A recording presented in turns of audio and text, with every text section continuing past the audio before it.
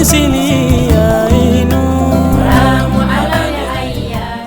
بسم الله الرحمن الرحيم والصلاة والسلام على سيدنا محمد بن عبد الله وعلى آل بيته الطيبين الطاهرين المبعوث رحمة للعالمين. أما المشرف لا تي في لجبو أموفون إسلامي كفولينو السلام عليكم ورحمة الله تعالى وبركاته. أو يشرف لا تي في جبراني لك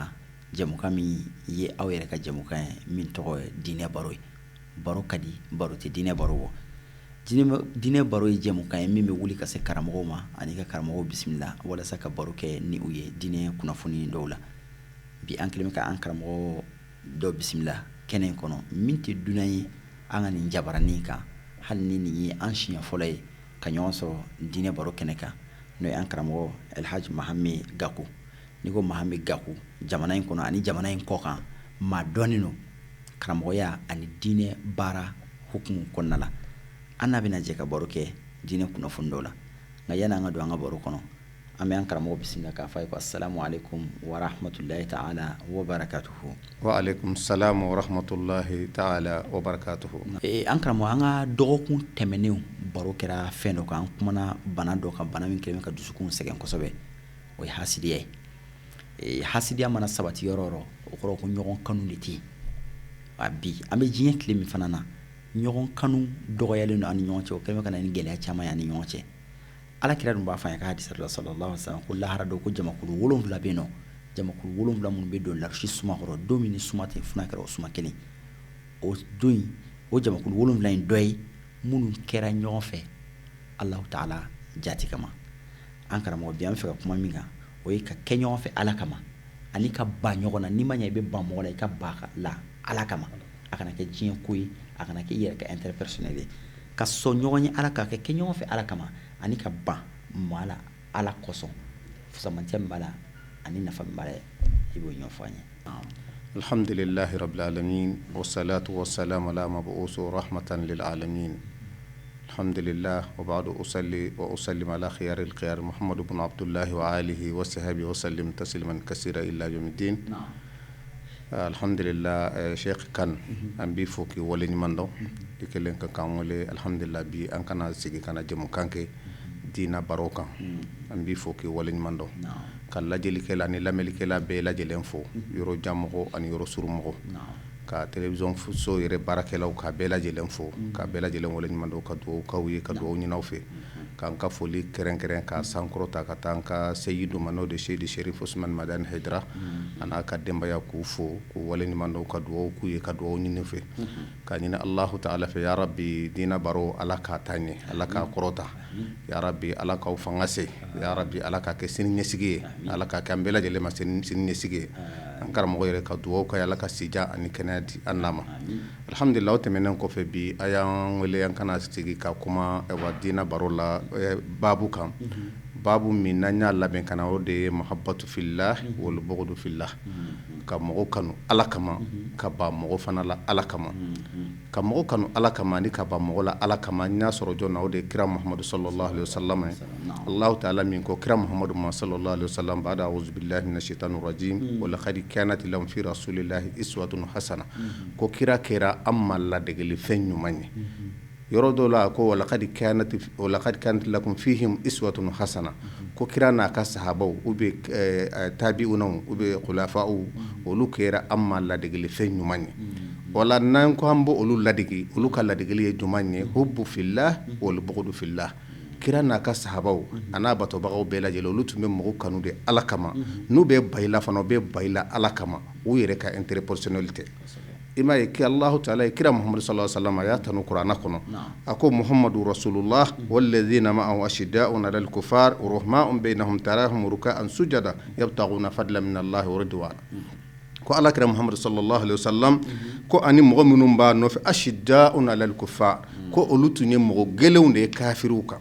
otunte geleya ke kafiruka ka fo ko kafiriya damado de la kafiru b'a fɛ ka dankari min kɛ silamɛya la ni kira sallallahu alaihi wasallam nana ni tiɲɛ min u b'a fɛ ka dan min kɛra la o tun ye mɔgɔ gɛlɛnw ye k'u kunbɛn walasa u ka se k'o de lasegin ka tiɲɛ bange ka nkalon k'o dogo i y'a faamu mais urahma'un bainahum a ko mais kira ka sahabaw ani u ni silamɛw ni ɲɔgɔn cɛ hinɛbagaw don ɲɔgɔn na y'a faamu u tun bɛ ɲɔgɔn kanu ala kama u tun b'u yɛrɛ majigin ɲɔgɔn ye ala kama u tun bɛ ɲɔgɔn bato ala kama u tun bɛ ɲɔgɔn kanu ala kama wala n'an ko an bɛ kira sallallahu alaihi wasallam de ladege n'an ko an bɛ kira sallallahu alaihi wasallam ka sahabaw de ladege ani tabi'una de ladege an m'an ka ɲɔgɔn ba ɲɔgɔn na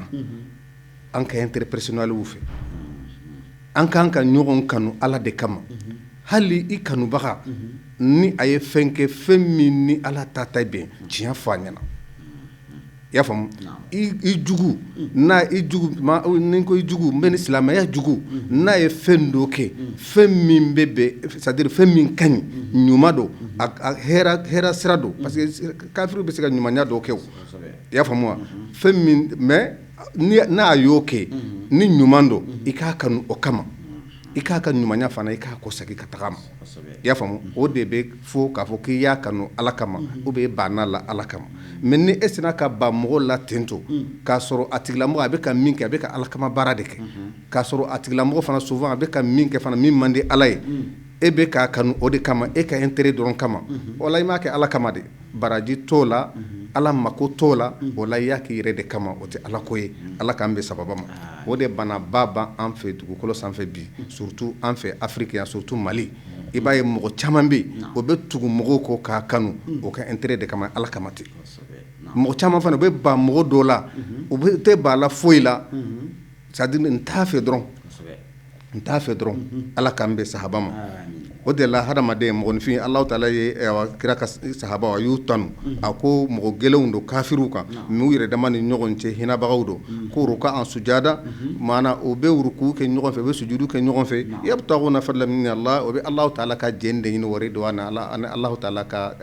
surnali o b'o de ɲini i n'a fɔ a yɛrɛ hadisaw kɔnɔ cogoya min na kira ka hadisabaw kɔnɔ hadisa min riwaya bɔra an Mansur mawla al-Ansari an Amr ibn Jamuhi annahu sami'a an-nabi sallallahu alaihi wasallam yaqulu la yahiqu al-abdu sarihu al-iman hatta yuhibbu lillah wa yabghada lillah fa idha ahabba lillahi ta'ala wa abghada lillahi ta'ala faqad istahaqqa al-wilaya min Allah fa innal awliya'i min ibadi wa ahibba'i min khalqi alladhina yadhkuruna bi dhikri wa azkuru bi dhikrihim ni hadisa ma filela ka bɔ sarihu yɔrɔ ma filɛ ka bɔ Mansuru yɔrɔ Mansuru min ye mawla al-Ansari o b'a fɔ ko mawla al-Ansari an Amr ibn Jamuh ka bɔ Amr ibn Jamuh fana yɔrɔ a ko cogo di ko a y'a mɛn kira b'a la sallallahu alaihi wasallam ko kira b'a fɔ ko mɔgɔ si tɛ limaniya diya sɔrɔ ou bien tɛ limaniya faranfasiyalen sɔrɔ k'a fɔ ko karisa ye limaniya jɔn ye k'a bange la i t'o sɔrɔ abada f'i ka kanu kɛ ala kama f'i ka kanu de kɛ kan ni ala kama i ka mɔgɔ fana kɔn ala kama mɔgɔ kanu ala kama o bɛ kɛ cogo di tamasen di la sisan an karamɔgɔ Sheikh Sherif Usman Madani Haidara olu n'a ɲɔgɔnnaw olu bɛ ka ɲumanya min kɛ dugukolo sanfɛ o bɛ ka c'est-à-dire diina la walanwala dugukolo sanfɛ o bɛ ka hinɛ mɔgɔw la fantanw na o bɛ ka jigiyaw tugu ala kama olu n'a ɲɔgɔnna camanw k'olu kanu ala kama o de ye ala kama kanu ye hali n'a y'a sɔrɔ a yɛrɛ man di ye ni mɔgɔ bɛ ka ko ɲuman kɛ k'a kanu ala kama mɔgɔ wɛrɛw fana bɛ yen i n'a fɔ olu mɔgɔ minnu fana b'o contour la i n'a fɔ mɔgɔ minnu bɛ ɲumanya contour la i ko olu fana kɔn ala kama parce que mɔgɔ dɔw bɛ yen olu tana de ye k'a fɔ ko maa ɲuman ye nin kɛ souvent n'u ye maa ɲuman dɔ ye télévision na ko a ye hinana nin dugu la a ye nin kɛ a ye nin saraka in bɔ a ye nin hidaya in di a taara a ɲɛngoya ni hasidiya bolo i b'a fɔ sisan kɔni o bɛ ɲini ka sa de i y'a faamu bon i ko olu tigila mɔgɔw kɔn i m'a ko foyi kama ala kama parce que Alahu Taala ko k'an ka hinɛ ɲɔgɔn na de Alahu Taala ko an ka ɲɔgɔn dɛmɛ de kira sallallahu alaihi wasallam y'an bila o de kan i y'a faamu bon mɔgɔ min b'o contour la jagoya i b'o tigila mɔgɔ kɔn mais mɔgɔ min b'a fɛ o ka kɛ dugukolo sanfɛ i b'o tigila mɔgɔ kanu a ko kira ko sallallahu alaihi wasallam mɔgɔ si tɛ limaniya diya sɔrɔ abada f'i ka mɔgɔ dɔw kanu ala kama i ka ban mɔgɔ dɔw fana la ala kama a ko ni mɔgɔ min y'o kɛ faqad istahaqqa wilayatul iman k'o tigila mɔgɔ ye limaniya bɛ se ɲɔgɔnya sɔrɔ i n'a fɔ waliya i y'o sɔrɔ i ye mɔgɔ dɔw kɔn ala kama i y'a dɔn k'a fɔ ko karisa ye kafiri de ye karisa ye mɔgɔ jugu de karisa filɛ nin ye vraiment ŋaniya ɲuman t'a la ŋaniya jugutigi don i y'a kɔn ala kama i ye dɔ fana ye a bɛ ka ala kama baara kɛ i n'a fɔ aw yɛrɛ bɛ diinɛ baara minnu na k'aw kanu ala kama olu n'a ɲɔgɔnna caman i y'a faamu wala o tigilamɔgɔ de bɛ waliyuya hakika yɛrɛ sɔrɔ ko Allahu ta'ala ko hadisul qudsi kono fa inna awliya'i min ibadi ale Allahu ta'ala be so mo ma ale ka waliyu wa ka jowna wa ahibay min khalqi ana Allahu ta'ala kanu baga wa ka danfuna alladhina yazkuruna bi dhikri ma min be tagasina Allahu ta'ala ka tagasilani min kadi alay no de nyumanyani no be mirini ode jogo nyumanya mo min be mirini oye mo min be jogo nyumanya ko ode sankrota jogo juguya nu be ban o de la ko de fo ko tera juguya fo mogo ye hali ni mogo ma so ama ya fam ko o te olu tigila mogo olu de be tagasina Allah ta'ala ka tagasilani Allah ta'ala wa azkuru bi dhikrihim Allah ta'ala fana be tagasini olu fana ka tagasilani ya rabbi Allah ka ni o jamakulu la Allah ka ni jamakulu la jamakulu minnu be kanu ke Allah kama jamakulu minnu be mogo kanu Allah kama ka ni jamakulu minnu fana be ba mogo la mogo min te Allah ko la mogo min te hina mogo la c'est-à-dire Allah ko filene mogo do be o be se ka mogo kanu intérêt kama ka hali ni Allah ko te do fana be o be banila ka soro e be ka Allah ta yire de ke ina fo do na ka babu bora minka no de hasidiya o de be nani nimbe sino ni hasidiya te mo tiate filiu Allah ta'ala ko ay hada madenda ako qur'ana kono wal khad khalaqna al insana wa hadaina ay hada madenda aya kana sira fla bela jila nyirala ako wa imma shakira wa imma kafura imma ikake Allah ta'ala kosma bagay ka son nyumama ka nyumanke wa imma kafura o be ikake kafire ka banyumama ya famu hakili be belaw parce que mogo munun bu u yere tugu ka ban mogo la ka soro tigla mogo be ka ala ta de ke ka konfu u ba do olu banade sino nyebe tinya law nya bangenendo al haqq bayinun tinya bangenendo do wa dalalu aidan bayinun fili fana bangenende do ala ka ambe sababama wala kira sallallahu alaihi wasallam ba fanyana ako fen sababe salasun man kun fihi yajidu halawatul iman ako fen sababe ni mogo min kera o fen sababe ndola kelen bara bagay o bit la mo de be limaniya jiaso hali ni mogo banila e de be limaniya jiaso sadiri be mogo do fle tellement que olu ye limaniya diya sɔrɔ mɔgɔw b'u saboter u b'u saboter u ɲɛna u b'u saboter u kɔfɛ internetiw kan facebookiw kan u bɛ jogojugu bɛɛ daw la mais k'a sɔrɔ olu yɛrɛ t'a dɔn k'a fɔ fɛn yɛrɛ kɛra mais olu tigilamɔgɔw ye limaniya de diya sɔrɔ i n'a fɔ kira sallallahu alaihi wasallam b'a fɔ ɲɛna cogoya min na kira ko a ko o fɔlɔfɔlɔ ye jumɛn ye an yakunullahu wa rasuluhu ahabbu ilayhi mimma siwahuma i ka kɛ mɔgɔ ye Allah n'a ka kira olu kanu bi yɔrɔ ka tɛmɛ o sina kan i y'a faamu Allah n'a ka kira kanu de ka yɔrɔ ka tɛmɛ o sina kan o sina ye mɛ o diɲɛ kanu ye parce que mɔgɔ caman bɛ kanu kɛ bi diɲɛ kanu de don Allah kanu tɛ ya rabbi Allah kanu ye Allah n'a ka kira kanu ye Allah k'o de sabata ɲɔrɔ a ko ni mɔgɔ min ye o sɔrɔ wa an yuhibbal mar'a la yuhibbuhu illa Allah i ka mɔgɔ kanu i ma kanu foyi kama Allah kama parce que n'i y'a jateminɛ san ka Mali in tɛ batara jamana tɛ jamanaba de don alimu de tɛmɛna yan maa ɲumanw de tɛmɛna yan sɛkubaw de tɛmɛna yan waliyubaw de tɛmɛna yan olu waliyubaw n'u sɛkubaw u denw bɛ yen u mɔdenw bɛ yen u bɔkolo bɛ yen mais souvent ni e bɔra ka sɛku dɔ tɔgɔ fɔ an ka bi kalankɛla ninnu ɲɛna ko ne kalanna arabu jamana na ne nin ka diplôme o bɛ sin k'a fɔ ko sɛku ko ko sɛtani sɛku de don o bɛ sin ka sɛkuya de danbe ka taga ma o bɛ t'u balan tubabu sɛku dɔ la ou bien arabu sɛku dɔ la ou bien sɛku dɔ la fo diɲɛ jamana fo américain sɛku dɔ la k'a fɔ ko o sɛku kɔ ten mais anw yɛrɛ ka sɛku baw i t'u tɔgɔ mɛn mɔgɔ si la i tɛ se k'u tɔgɔ yɛrɛ fɔ n'i y'o fɔ b'a fɔ ko dɔnni t'olu la hadamaden mɔgɔninfin an dɔw b'a fɔ ko yanni k'a fɔ k'i bɛ maa wɛrɛ ka baden tulo i yɛrɛ k'i yɛrɛ ka baden tulo i y'a faamu baden min b'i bolo mara la e k'o tulo bani n'i y'o tulo o de nafa b'i kan mais an k'an ka sɛkuw tɛ an k'an ka waliyu ninnu tɛ an taara nɔrɔ mɛgɛ wɛrɛ la bon mun kosɔn juguya dɔrɔn de don mais an m'u kanu fɛn foyi kama ko farajɛ don ko tubabu don or que diina kira sallallahu nana ni diina ye africains fɔlɔ olu fɔlɔ diina kalifala olu de ma histoire kɔnɔna na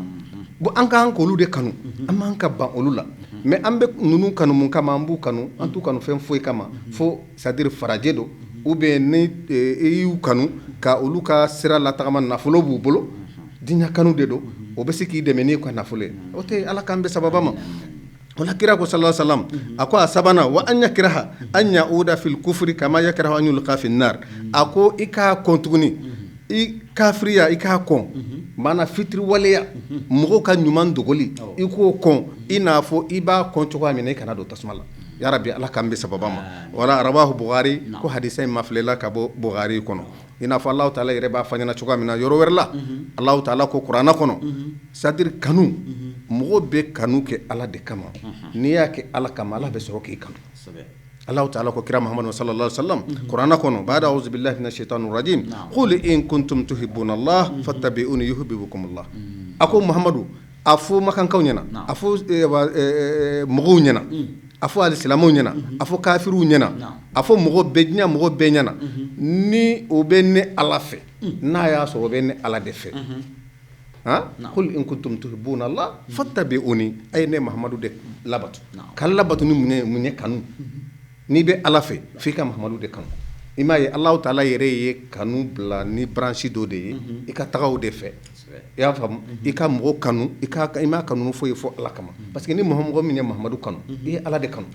ya fam ne e ko be ala fe ni ko te mahamadu fe ou be ni ko te mahamadu bondaw fe i ngalo de tigi o ye fude ya fam ala kambe sahaba ma sheikh kan ya fam ko ay ne mo min kuntum tuhibuna allah fattabi'uni yuhibbukum allah allah taala bena aw kanu wa yaghfiru lakum dhunubakum allah taala bena yafa aka junubu la wallahu ghafurur rahim allah taala ye wa yafa masay hina masado ya rabbi alaka yafa ka junubu la alaka lahine inna fo abora wa hadithul qudusi la yoro wer la tuguni kira sallallahu alaihi wasallam ako hadithul qudusi kono ako al mutahabbuna bi jalali mɔgɔ minnu bɛ ɲɔgɔn kanu ni Allahu taala yɛrɛ ka masaya kɔrɔtali kama i y'a faamu mɔgɔ minnu bɛ ɲɔgɔn kanu ni Allahu taala yɛrɛ ka masaya kama o ma ɲɔgɔn kanu nafolo ko la o ma ɲɔgɔn kanu intérêt ko la o ma ɲɔgɔn kanu fɛn foyi la fo Allahu taala yɛrɛ jati kama a ko hum fi zilli arsi olu bɛ ni Allahu taala ka la arsu sumana yawma la zilla illa zilli yawmil qiyamah don min na ni suma tɛ fo Allahu taala yɛrɛ ka suma ya rabbi ala kan kanu sheikh kan ni nye hikaya baye ni masala baye ala ka jondo tumbe a tumbe bo dugu do la a be ta dugu do la a to tindita foi la fo kanu ka to sirakan a be ka taga ala nyebe aduskunna mais allah taala tumado aba fe ka onde lakala abe aye meleke ci cetogoma ceto meleke nana kani yere yelema ka ke komi tama siraden o mo fla be voyage siraka sheikh kan ani cebe sirakan ka taga ako cema ko ne ko ebitami ako ne bita ni ndugu karsala ina fo ni mo mbora bamako ya iba fe ka ta kulukoro o ye sirake kelenye ako cema ko ebita munai o dugulay ako ne betayi meta ka tan kanu nyogon do defo ako i kanu nyogon ako ibita fo mun kama ako abe jago de ke o merci de ba ni nyogon te ni bita fo ako ay ko jago tan ni nyogon te ako balimaya de bani ɲɔgɔn cɛ ni bɛ taa fɔ wa ako o si balimaya suru tan ni ɲɔgɔn cɛ n y'a kanu de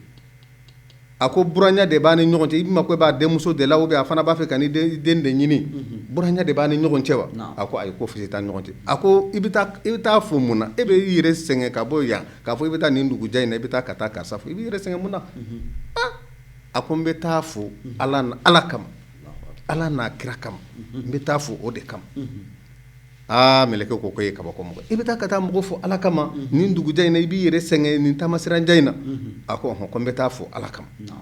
idin ka do bi de wallahi hal ka bo quartier ni quartier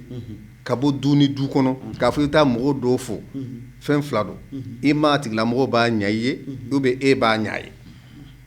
parce que ni ba nya mo mi suba na de sere be wuli bita fo ni ma ta fa wa fo ko ja karsa be ka min kene bo barma ni ma ta fo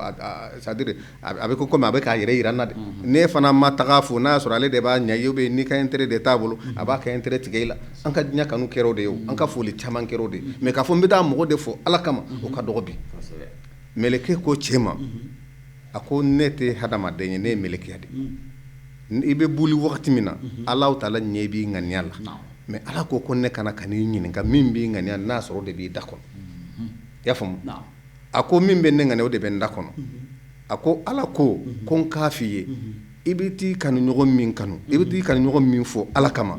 ala ko a yafara e ma a yafara i kanu ɲɔgɔn fana ma ka sababu kɛ e ka kanu ye i y'a faamu wala mɔgɔw an ka ɲɔgɔn kanu ala de kama an kana ɲɔgɔn kanu intérêt kama i ma ye Allahu taala a yɛrɛ y'a to a ka masaya la ka kira dɔ bɛ yen k'o kɛ a teri ye k'a fɔ kuranɛ kɔnɔ ko ne teri ye karisa ye Ibrahim nabila Ibrahim alayhi salam Allahu taala ko wattaqada Allahu Ibrahim khalila ko ale Allahu taala Ibrahim minɛ k'a kɛ a teri ye mun kama ŋaniya ɲumanya i y'a faamu ŋaniya ɲumanya wala mɔgɔ Ibrahim tun ye ŋaniya ɲuman dɔ de ta a y'o ta mun kama a y'o ta ala de kama ka mɔgɔw kanu ala kama nabila Ibrahim a tun bɛ dumuni de tobi a ka so kɔnɔ n'a ka dumuni suma mɔna a bɛ suma in sigi a bɛ taa kɔrɔn fɛ a bɛ taa mɛtiri 100 tagama pour que a ka dunan dɔ sɔrɔ a kana dumuni kɛ a fɛ n'a ma mɔgɔ sɔrɔ a bɛ taa tilebi fɛ n'a ma mɔgɔ sɔrɔ a bɛ taa bani fɛ n'a ma mɔgɔ sɔrɔ a bɛ taa bani fɛ ka mɔgɔ ɲini dɔrɔn kana sigi a nɔfɛ ka dumuni kɛ ala kama i y'a faamu ka mɔgɔ ɲini dɔrɔn a mako tɛ dumuni nin na a b'a bɛɛ kɛ ala kama nabila Ibrahim y'o kɛ ala kama o kosɔn Allahu taala y'a fɛ a wele Khalilur Rahman a y'a fɛ a wele k'a fɔ ko ale ala teri mɔgɔ tɛ ala teriya sɔrɔ gansan dɛ parce que adamaden Allahu taala b'o de fɔ an ɲɛna i n'a fɔ an karamɔgɔw b'a fɔ an ɲɛna cogoya min na Sheikh Sharif Usman Madani Hadara b'a fɔ an ɲɛna cogoya min na in tansurullaha yansurukum n'a ye ala dɛmɛ ala b'aw dɛmɛ mais anw b'a fɛ de toujours an ka ala bila c'est-à-dire an ka keguya de kɛ ala la keguya dun tɛ se ka kɛ ala la mɔgɔ mɔgɔ bɛ hali n'i kɛra duwawu jaabitigi ye n'i kɛra ala delila ye n'i kɛra fɛn o fɛn ye ni mɔgɔw ko karisa bɛ yan fɛ fo ŋaniya in de ka ɲa i ka ala dɛmɛ ala mako bɛ ŋaniya ɲumantigiw de la wallahi mɔgɔ o mɔgɔ ŋaniya ka ɲini ye a tɛ komi k'a fɔ i kalalen don ka tɛmɛ a tigi kan i bɛ ko dɔn ka tɛmɛ a tigi kan se b'i ye ka tɛmɛ a tigi kan mɔgɔ o mɔgɔ n'a ŋaniya ka ɲini ta ye wallahi o tigilamɔgɔ b'i ɲɛ Sheikh kana ala k'an bɛ sababa ma inshallah an karamɔgɔ walanda in ka di a nafa ka bon kojugu ka sabu kɛ an ka bi tile mɔgɔ bɛ nin walanda in na kosɛbɛ nka an ka baaraw ye waati la baaraw ye waati n'a taabolo kama ladilikan laban jumɛn b'i bolo ani ka dugawu kɛ ani an filɛbagaw ye Sheikh kan an b'i yɛrɛ fo k'i waleɲuman dɔn ka lajɛlikɛla ni lamɛnlikɛla bɛɛ lajɛlen fo an ye min fɔ an ka kuma la dɔrɔn kuma laban o de ye in tansurullaha yansurukum an ka ala de dɛmɛ ala b'an dɛmɛ an kana fɔ k'an bɛ keguya kɛ ala la hadamaden mɔgɔ o mɔgɔ n'i b'a fɛ ka kɛ ala teri ye ka kɛ ala nin ye ala fana ka k'i da ye ka k'i sen ye ala ka bila i kɔ i ka tugu ala kɔ i bɛ tugu ala kɔ ni mun ye i bɛ tugu ala ko ka ko kɛ ala kama ka mɔgɔ kanu ala kama ka ba mɔgɔ fana la ala kama a kana k'i yɛrɛ ka intérêt personnel ye wala an bɛ bɛɛ lajɛlen fo ka dugawu kɛ bɛɛ lajɛlen ka ɲini Allahu taala fɛ yarabi télévision ye ala k'a lataa ɲɛ télévision baarakɛlaw yarabi ala ka hɛrɛ k'an bɛɛ lajɛlen ye an karamɔgɔ yɛrɛ fana an tɛ se ka ɲinɛ a ko ani karamɔgɔ fɛn fɛn bɛ tɛmɛ fɛnkɛ nin sanfɛ n ye ala sɔnna TV sirifila la ka diina baro ka ɲɛnɛmaya an bɛ dugawu kɛ a bɛɛ lajɛlen ye yarabi ala ka hɛrɛ k'an bɛɛ lajɛlen ye an karamɔgɔw don an bɛ dugawu ɲini u fɛ ka dugawu k'u ye an b'a fɔ rabbana taqabbal minna innaka anta السميع العليم وتب علينا إنك أنت التواب الرحيم سبحان ربك رب العزة ما يصفون وسلام على المرسلين والحمد لله رب العالمين ala ye hadamadenw bɛɛ dan k'u fara ɲɔgɔn kan munna walasa u ka se ka kɛ ɲɔgɔn fɛ walasa u ka ɲɔgɔn kanu hadamadenya la ka kɛ ɲɔgɔn fɛ ka ɲɔgɔn kanu ala y'an dan o yɛrɛ de kama ala ye an gulo ɲɔgɔn na o de kama o kama a ye dɔ kɛ kumakɛla ye a ye dɔ kɛ jatala ye a ye dɔ kɛ wajulukɛla ye a ye dɔ kɛ lajɛlikɛla ye an bɛɛ de bɛ ɲɔgɔn dafa ni kumakɛla ko k'ale t'a fɛ ka jatala ye ale bɛ to a ka kuma barani kɔfɛ maa si t'a ye ni jatala fana ko f'ale ka sigi micro ɲɛfɛ de i bɛ taa sɔrɔ kuma man nɔgɔn ale fana ma ni jatala ye jata kumakɛla kumana ni maa fana ma sɔrɔ k'u sigi u ka jabaraninw ye u ka télévision ɲɛma ka lajɛli kɛ ka lamɛnni kɛ aw fana ye baara min kɛ a bɛ kɛ baara kɔnɔfɛn nafa foyi t'a la an bɛɛ lajɛlen de bɛ ɲɔgɔn dafa an bɛɛ ka kɛ ɲɔgɔn fɛ an ka ɲɔgɔn kanu wa n'i bɛ ban maa la fana kana ban hadamaden na i n'a fɔ karisa nka a bɛ ka kɛwale min kɛ i bɛ ban a ka kɛwale in de la o kɔrɔ ye jumɛn n'i banna maa la e tɛ k'o fɛ tuguni a mana fɛn o fɛn kɛ o tɛ ɲɛ e ɲɛkɔrɔ o de y'i banna a tigi la nka ni maa banna maa ka kɛwale de la jugu dɔ la n'a y'o kɛwale jugu in bila don o don e bɛ k'a fɛ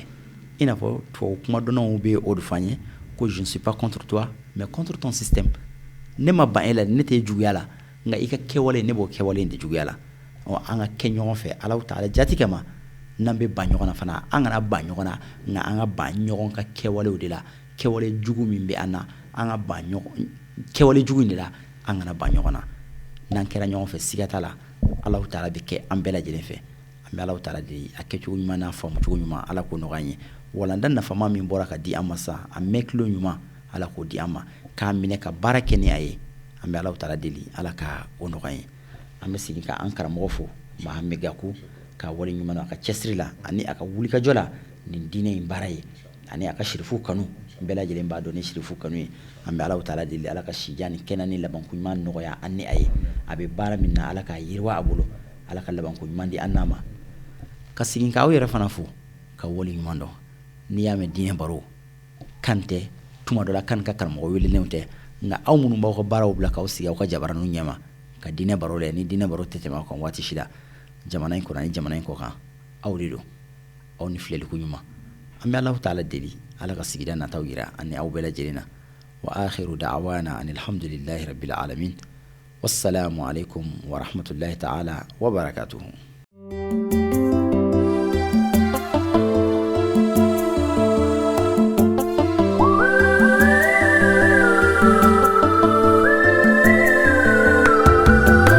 حرام على الأيام إيجاد مثلي